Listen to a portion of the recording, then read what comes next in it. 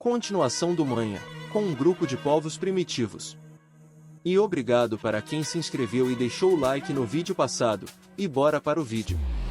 O Manha continua com os primitivos indo atacar os touros negros. Todos os membros da tribo já estão na montanha, esperando pelo protagonista, que foi provocar os touros escuros como parte do plano. Eles se preparam, pois há movimentos próximos. O líder começa a dar instruções para as mulheres sobre como distribuir as lanças de madeira para todos os membros. Especialmente o pequeno, que é mestre nas lanças. Enquanto isso, tem minutos antes, vemos o protagonista muito próximo dos touros escuros, pois ele não teria problemas em escapar e escalar a montanha se for descoberto. Mas a melhor opção seria perturbar um touro pequeno que esteja longe da manada. Assim, no modo ninja, ele se aproxima o máximo possível e joga uma pedra no touro bem no rosto, tudo isso para deixá-lo furioso, o que ele consegue com sucesso. No entanto, ele não percebeu que perto dele havia outros dois touros que também saem correndo atrás do protagonista. Agora voltamos ao presente, onde o protagonista está chegando à montanha, onde todos estão, e ordena que atire no touro que está mais próximo dele. Todos estão prontos, com lanças em mãos, quando o líder dá ordem para atacar. E todos os guerreiros da tribo lançam suas lanças nos touros escuros, conseguindo acertar todas, mas nenhuma ferida é mortal. Enquanto isso, o protagonista consegue saltar para a parede. Então, é a vez do pequeno explorador, que lança sua lança diretamente no pescoço do touro, derrubando-o. Por outro lado, a parede de pedra começa a tremer devido ao S e outros dois touros, que a escolheram com grande força, fazendo a parte da rocha onde o protagonista estava segurando quebrar.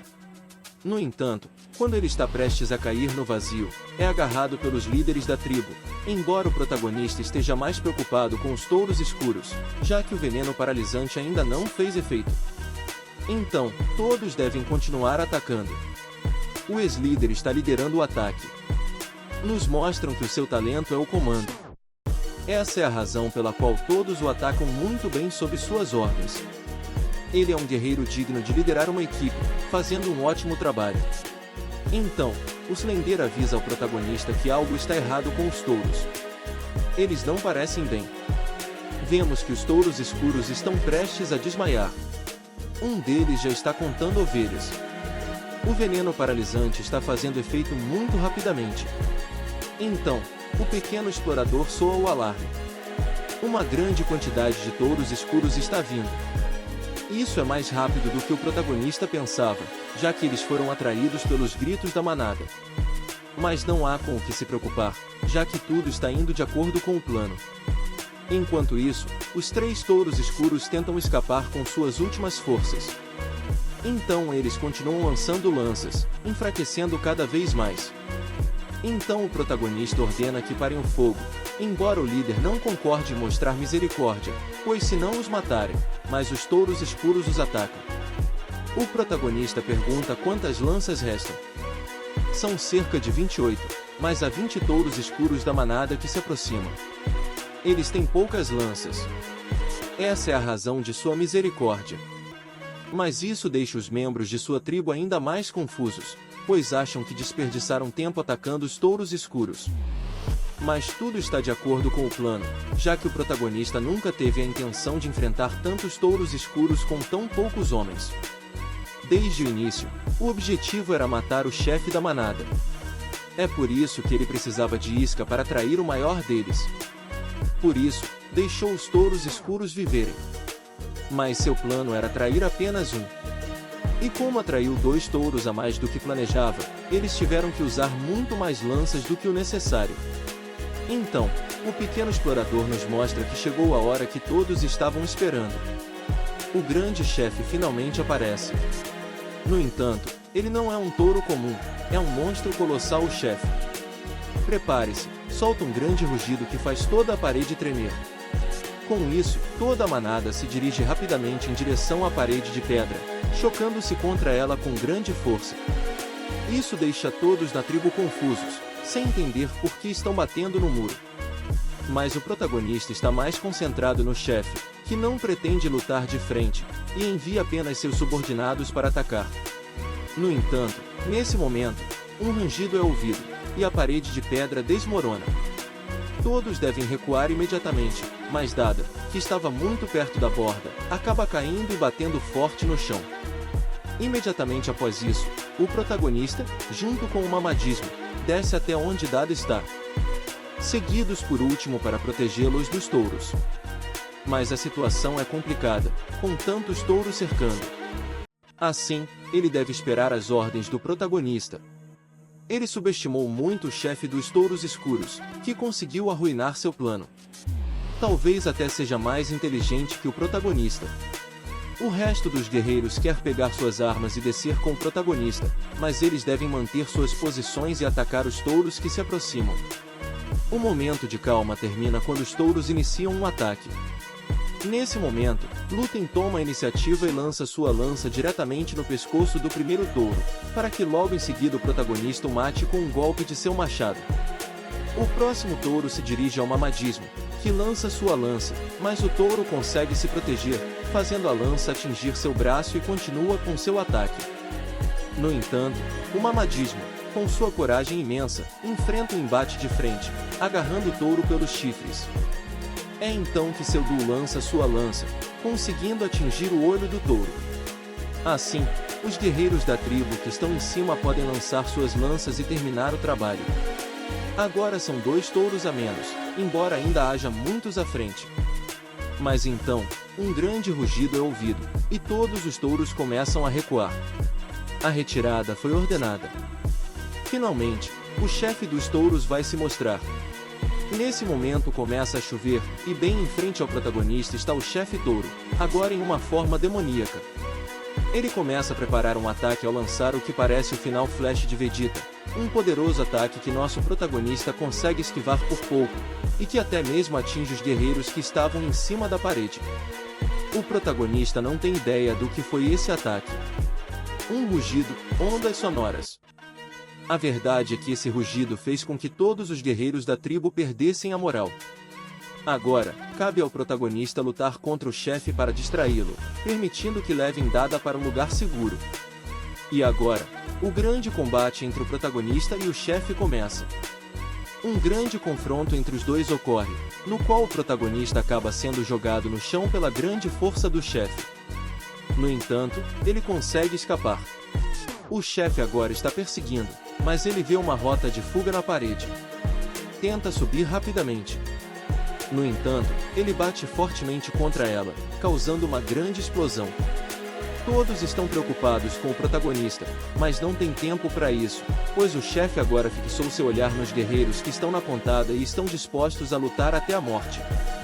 Mas então, o machado do protagonista aparece voando em grande velocidade e consegue cortar um dos chifres do chefe. O protagonista sobreviveu graças aos grandes buracos criados pelos ataques do chefe, conseguindo se esconder neles antes do impacto. Agora que todos veem que o protagonista está vivo, ele dá uma ordem aos líderes da tribo para esperar seu sinal. Chegou a hora de iniciar o ataque. Os primeiros a atacar são Mamadismo e Seudu, que se aproximam pelo ponto cego. Mamadismo dá um grande salto e vai atacar diretamente o olho, mas é interceptado pelo chifre do chefe em que Seudu fica preso. Mamadismo tenta ajudar, mas seu ataque é inútil. Agora Lúthien tenta atacar as patas do chefe para derrubá-lo. Mas ele também é capturado.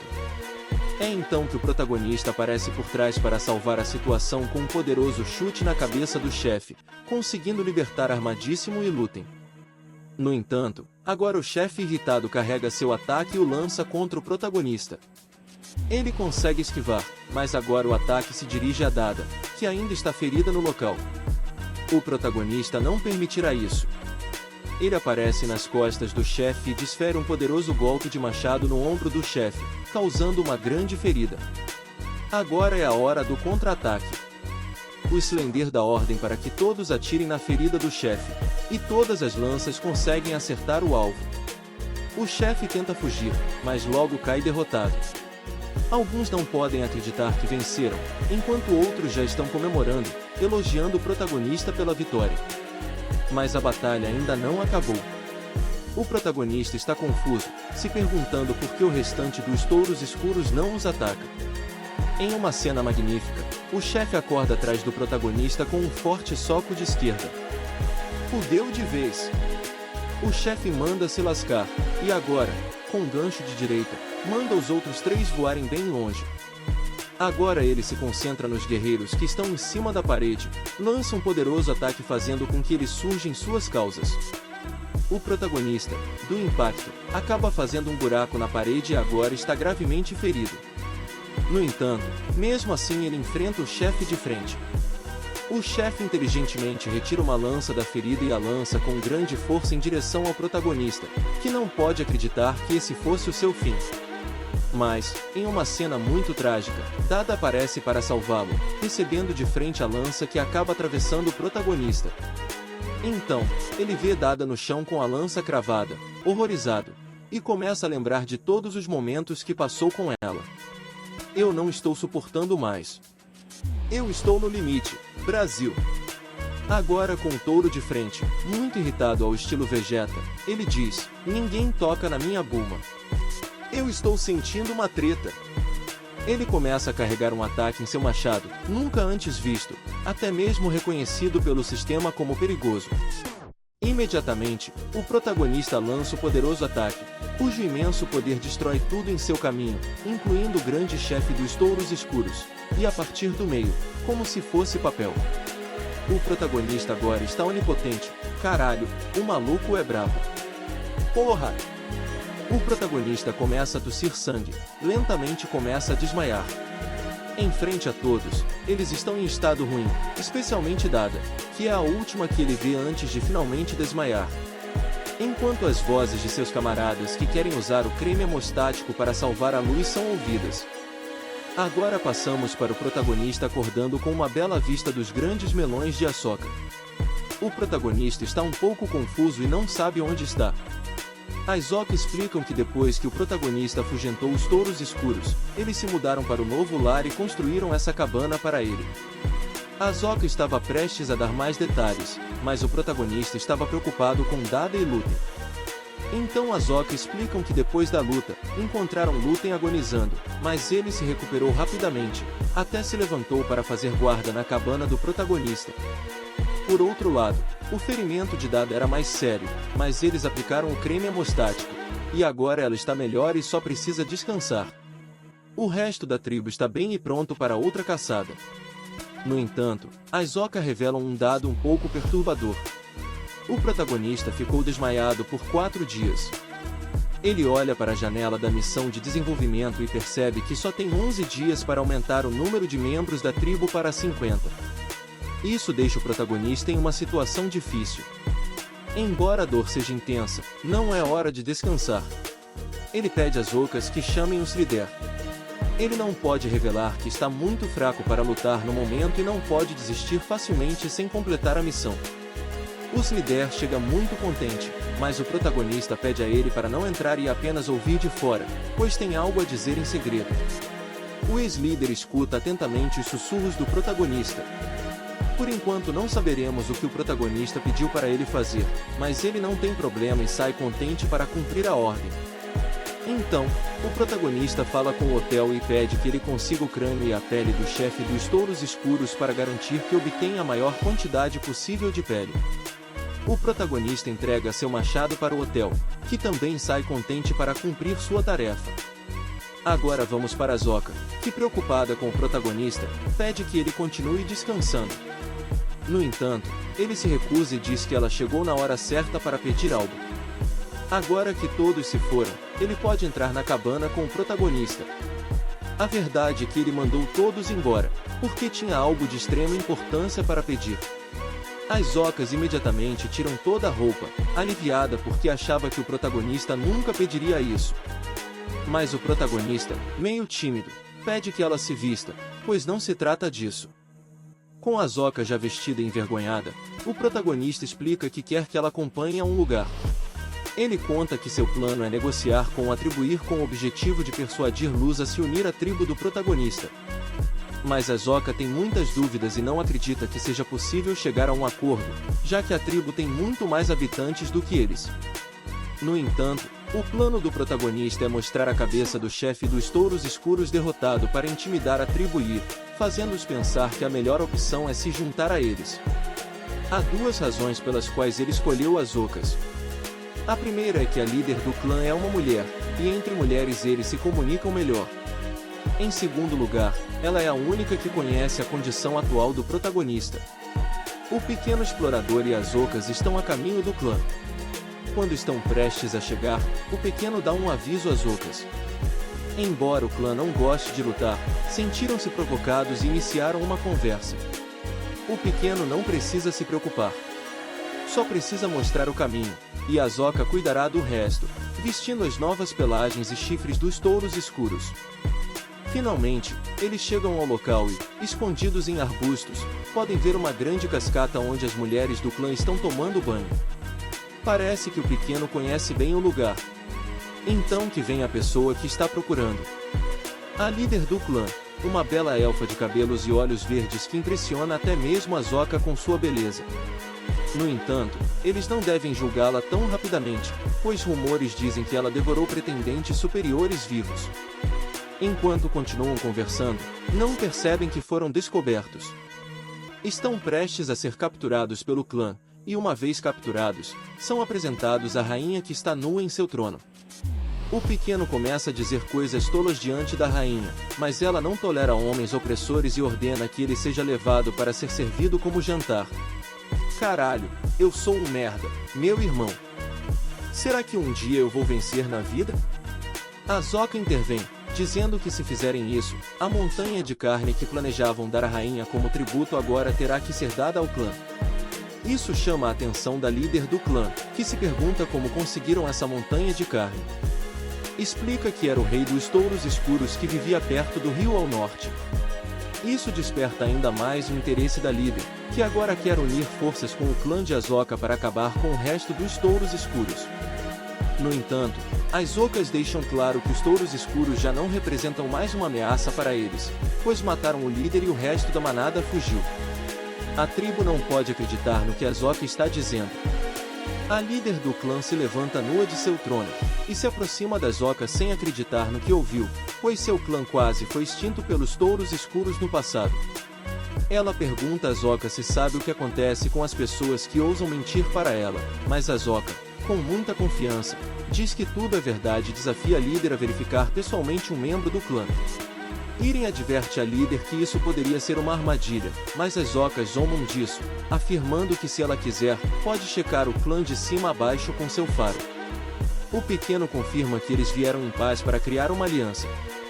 A Zoca traz a líder para uma armadilha, dizendo que se ela não tem coragem de ir pessoalmente, pode enviar um representante para pegar sua montanha de carne. A líder cai na armadilha e concorda em ir pessoalmente. No entanto, ela é advertida a não fazer perder seu tempo. Agora estão a caminho do território do protagonista. Chegando lá, o pequeno parte com a líder para ajudá-la a construir seu novo lar. Na forma de Zoca, o protagonista está esperando perto do rio. Ele está sentado em um grande trono feito com os restos do Rei Touro. E a líder do clã está assustada com a aura ameaçadora que emana do trono. Parece um antigo monstro. Nesse momento, um golpe é ouvido em uma das cabanas próximas. Alguém atacou a líder, e a luta também está presente, pois o protagonista ordenou que todos os feridos se escondessem neste local. Mas a líder só queria ver o quanto a rainha do clã estava bonita. Voltamos ao protagonista quando um dos membros do clã pergunta onde está a montanha de carne. Está logo atrás do trono do protagonista, e é literalmente uma montanha de carne que deixa todo o clã sem palavras. Elas podem levar toda a carne que desejarem, contanto que possam levá-la para seus territórios. As mulheres do clã se aproximam de onde os membros da tribo do protagonista estão cortando carne. Mas o líder apenas lhes disse que seu lugar é do outro lado. As mulheres vão verificar a carne, mas quando tentam cortá-la, suas facas de osso quebram, provocando risos dos membros da tribo do protagonista. Isso cria um grande momento de tensão entre as duas tribos, que empunham suas armas prontas para lutar. No entanto, a tensão diminui quando o machado do protagonista voa rapidamente de seu trono, picando facilmente tudo em seu caminho. A rainha do clã fica muito impressionada com a poderosa arma do protagonista, que não se compara em nada com seus paus de madeira e facas de osso. O protagonista diz que podem usar seu machado para cortar a carne, como prometido. Dar-lhes uma montanha de carne e ele cumprirá sua promessa. A líder do clã acha que o protagonista é um homem cortês, e pergunta como eles conseguiram derrotar os touros escuros. O protagonista responde que foi graças à sua experiência e ao desenvolvimento futuro, mas isso é tudo por hoje. A líder do clã deve cortar sua carne e se retirar. Isso porque o protagonista está exagerando muito, e se não fossem pelos curativos de pele que ele está usando, suas feridas já estariam sangrando muito. No entanto, o sangue começa a cair no trono, e o protagonista percebe que está começando a sangrar enquanto se contorce de dor. Aizoka percebe a situação e desvia a atenção da líder do clã, oferecendo-lhes algumas machadinhas de pedra que sobraram. Embora não sejam tão fortes quanto o machado do protagonista, são bastante afiadas para cortar carne e qualquer coisa. No entanto, a líder do clã não se interessa por essas machadinhas de pedra que não são adequadas para elas, e sai dizendo que tem suas próprias armas poderosas que ainda não usaram. Esperam que um dia não precisem usá-las contra o protagonista. Ela pede às suas subordinadas que levem o que lhes pertence para voltar à sua tribo. Antes de partir, Aizoka diz à rainha do clã que se ficarem sem comida, podem voltar novamente e então se despede dela. Uma vez que estão longe da aldeia e tudo está tranquilo, algumas pessoas aparecem diante da rainha. São os vigias que vêm informar a líder sobre a tribo do protagonista. Eles encontraram a casa que estavam construindo, mas ela resultou ser a cabana onde estão os filhotes de javali. Isso deixa a rainha confusa, perguntando por que eles construíram isso para alguns porcos. No entanto, a informante também lhe disse que eles aperfeiçoaram e melhoraram o poder do fogo que criaram para cozinhar carne. Isso não é tudo. A informante também diz que contou mais de 10 pessoas, mas é provável que eles estejam escondendo sua população. Quando a líder pergunta por que não procuraram essas pessoas escondidas, a informante explica que muitas árvores foram derrubadas, então só podiam observar de longe para não serem descobertas. A líder parece aceitar isso, mas quando ela sai, tira seu chicote e começa a castigar as espiãs, dizendo que se elas falharem novamente ou derem outra desculpa estúpida, não as chicoteará. Apenas as espiãs agradecem por sua misericórdia. Agora voltamos ao protagonista. Aqui estão curando as feridas com bandagens de pele, com as quais ele pode se recuperar completamente. Agora vemos que o talento oculto de Aizoka é a eloquência. O protagonista pede a Aizoka que ajude a curar os guerreiros que estavam escondidos. Mas antes disso, ela deve limpar o sangue derramado em outro lugar. Após curar os feridos, ela deve instruir o hotel a vigiar a entrada da cabana do protagonista e proibir a entrada de qualquer membro. Enquanto as ocas aceitam a ordem de forma astuta, o pequeno explorador aparece para relatar que as mulheres do clã estabeleceram postos de observação em toda a área. O pequeno também cumpriu a ordem que o protagonista lhe deu e as manteve sob vigilância enquanto a rainha estava lá. As espiãs puderam ver tudo o que estava à vista, mas não viram nada do que está escondido. Isso relaxa muito o protagonista, que parabeniza o pequeno por seu excelente trabalho, fazendo-o ir embora muito feliz para ajudar o ex-líder a construir. No entanto, as ocas ainda têm dúvidas sobre se o clã aceitará se unir a eles. Mas o protagonista não está muito preocupado com isso, pois seu plano está indo pela metade, e quando o clã voltar na próxima vez, eles seguirão com a outra metade do plano. Passando para outra cena, vemos como o protagonista está diante da janela da missão, onde ele tem apenas 11 dias restantes para completá-la. Portanto, ele precisa parar de perder tempo se recuperando e abre seu inventário, onde estão os manuais, o mapa virtual, seu creme hemostático e sal. No entanto, quando ele vê o machado Pango, percebe que agora ele tem uma atualização e é chamado de Rompe-Montanhas. Além disso, ele se tornou uma arma mágica. Ele convoca uma chave em sua mão, e agora podemos ver o status do machado. Seu atributo é terra, e quando ativado concede o poder sanguíneo, reduzindo a força de quem o usa em troca de causar um grande dano explosivo ao inimigo. Se a pessoa que o usa estiver furiosa, o dano se torna letal, mas também pode ser mortal para a pessoa que o usa. O protagonista lembra que essa habilidade poderosa foi ativada quando acidentalmente respingou seu sangue no machado. Agora que ele sabe disso, ele deve usar essa habilidade no momento certo, nem muito cedo, nem muito tarde. Agora ele verifica o restante de seus itens, e a única coisa útil que resta é o creme hemostático, mas ele tem apenas um uso restante. Portanto, ele precisa reservá-lo para um momento crítico. Toda a carne que o clã levou para 30 pessoas só deve durar 2 dias, e o tempo limite está se esgotando. Então ele pede à sua equipe para trabalhar mais duro e instrui Lúten a procurar o pequeno, pois tem uma missão para ele mais tarde. Lúten retorna com um pequeno explorador, a quem o protagonista pede para localizar a manada de touros escuros que eles assustaram. Ele tem 2 dias para encontrar a luz e relatar ao protagonista. O pequeno explorador aceita a missão e parte rapidamente. Nesse momento, o protagonista pensa que todos têm trabalhado duro até agora. Então ele vai tirar os 2 dias que deu ao pequeno para fabricar presentes para todos, como um gesto de gratidão por seu trabalho. Enquanto o pequeno viaja pelo mundo em busca da manada, os 2 dias já passaram rapidamente. Na janela de status, o protagonista vê que agora restam 9 dias para a missão. Portanto, o pequeno explorador deve retornar e informar.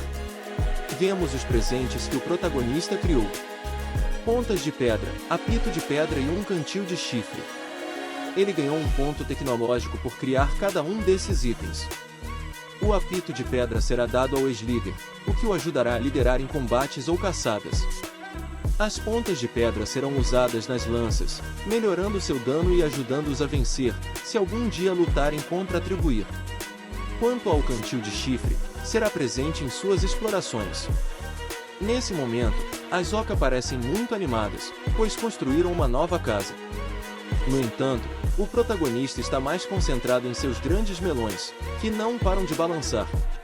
Depois que as Oca ajudam a vestir seu casaco, eles saem para ver a nova casa. Ao chegar lá, o líder está muito empolgado para mostrar sua nova casa que construíram usando seu método.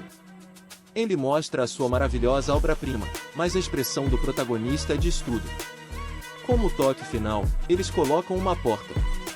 Eles concederam 10 pontos tecnológicos ao protagonista por construir uma casa de madeira, os mesmos pontos que ele ganhou por criar fogo. O protagonista percebe como sua tribo mudou desde que ele chegou. No início, eles comiam seus próprios cabelos e chupavam sangue como animais, mas agora mostram uma natureza mais humana e inteligente, como se tivessem evoluído rapidamente. O protagonista decide descansar e pede a Oca que o avisem quando o pequeno explorador retornar. Nesse momento, o pequeno explorador aparece com notícias de que finalmente encontrou a manada. Agora, a segunda metade do plano pode ser posta em prática, e eles devem ouvir suas informações. Eles chamam o ex-líder para se juntar à conversa, mas ele tem dúvidas sobre o sucesso do plano, pois parece muito complicado. No entanto, o pequeno explorador, com muita confiança, diz que pode fazer isso sozinho. O protagonista presenteia o ex-líder com um apito, o deixando muito emocionado. Ele também planeja presentear o pequeno explorador, mas só depois que ele cumprir sua missão. Antes de partir, ele lembra da sinalização, que será crucial para o sucesso da missão. A cena muda, mostrando o protagonista se despedindo dos guerreiros que partiram para cumprir o plano. Agora, as Ocas devem pedir a Dada e ao Mamá Digimons que construam uma grande fogueira em frente à casa de madeira. Mas elas não podem acendê-la até que o protagonista dê a ordem. A Oca acredita que a fogueira é para os próximos convidados, e o protagonista espera que a tribo Atribuir chegue em breve. Mais tarde, um grande grupo de pessoas emerge da floresta, revelando-se como a tribo Elias Rock. Imediatamente corre para avisar o protagonista, que está sendo atendido pela Oca. Enquanto sua ferida se recupera, o protagonista começa a imaginar como será bem cuidado quando conquistar Atribuir, mas seus sonhos são interrompidos por um show. Alguém chegou à casa do protagonista avisando que o clã ele estava lá. Então, o protagonista pede a Oca para trazê-los até ele para conversar com a líder do clã no palácio do protagonista e diz a ela que ele já está esperando. Mas ela está muito impressionada, já que 2 dias atrás aquele palácio era uma cabana de palha e agora é de madeira. No entanto, ela disfarça sua surpresa perguntando se o seu senhor está com muito medo para sair e encontrá-los. Ela faz uma pequena ameaça para evitar que invadam e os matem no futuro, pedindo mais carne como presente. Justo naquele momento, eles chegaram com todo o seu povo. A Zoka diz que separaram carne para 40 pessoas e eles chegaram a tempo de pegá-la antes de estragar. No entanto, ela zomba deles, já que não são 40 pessoas naquele momento, e ameaça conquistá-los. Agradece pela mobilidade, mas ela já foi conquistada pelo protagonista. Agora as mulheres do clã vão ficar com a carne, e a líder vai entrar no palácio do protagonista. Quando entra, o protagonista recebe com cortesia, embora ela esteja mais impressionada com a elegância do palácio. No entanto, este é apenas o primeiro protótipo, e quando construírem um palácio maior, ele deixará para o seu povo, já que é um pouco pequeno. Enquanto conversam, a líder do clã tira um chicote, prende o protagonista justo quando Sokka estava entrando no palácio para avisar que o banquete estava pronto. Ela pensa que os interrompeu, mas a líder solta o protagonista, dizendo que não é o que ela imagina, pois já terminaram de conversar. Então eles saem para o banquete. Enquanto isso, Sokka avisa o protagonista que a fogueira já está acesa. A líder do clã está impressionada que o protagonista tenha ficado calmo quando estava preso por ela, pois ele realmente não tem medo, ao contrário dos homens estúpidos do clã. Agora, estamos do lado de fora do palácio, onde as mulheres do clã estão animadas com o sabor da comida. Para torná-la ainda mais saborosa, o protagonista pede açúcar para colocar um pouco de sal na comida, o que ela começa a distribuir entre o clã. A líder do clã, ele tem dúvidas sobre o que Sokka lhes deu, mas suas subordinadas a convidam a experimentar a carne, que é mais deliciosa que já comeram. A líder prova a comida, e agora vemos que a intenção do protagonista ao dar o sal, era fazer com que todos continuassem comendo e ganhar tempo para que o pequeno grupo de guerreiros pudesse executar seu plano. Está funcionando, já que a líder está encantada com a comida. Vamos com os guerreiros que estão vigiando os touros negros. Então aparece o sinal que estava esperando do protagonista, que é a fumaça da grande fogueira. O líder usa seu apito, ordenando a todos que ataquem os touros negros, que depois de serem feridos, saem correndo na direção do pequeno explorador, cujo objetivo é encontrar um novo líder da manada, localizando através das marcas em sua lombar. Após cravar sua lança, isso traz lembranças da época quando ele fez o mesmo contra o grande javali. Mas agora ele está montando um novo líder dos touros negros para que o restante da manada siga. Eles correm a toda velocidade, destruindo tudo em seu caminho. O pequeno tenta se manter em cima do touro para completar sua missão, enquanto o touro se choca contra as árvores, tentando se livrar do pequeno. Vemos que o restante dos guerreiros continua vigiando a manada, mas esta está indo na direção errada.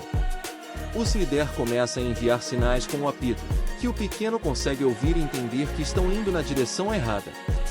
Usando as lanças cravadas no touro, ele tenta mudar a direção. Aqui também vemos que o talento oculto do pequeno explorador é montar, e agora a manada está indo na direção certa. Por outro lado, a rainha do clã, ele não consegue parar de comer a deliciosa comida. Enquanto o protagonista sabe que é hora, o plano foi executado. Nesse momento, uma espiã do clã, ele, que estava vigiando a floresta, se aproxima correndo muito assustada, a ponto de tropeçar e cair aos pés da rainha.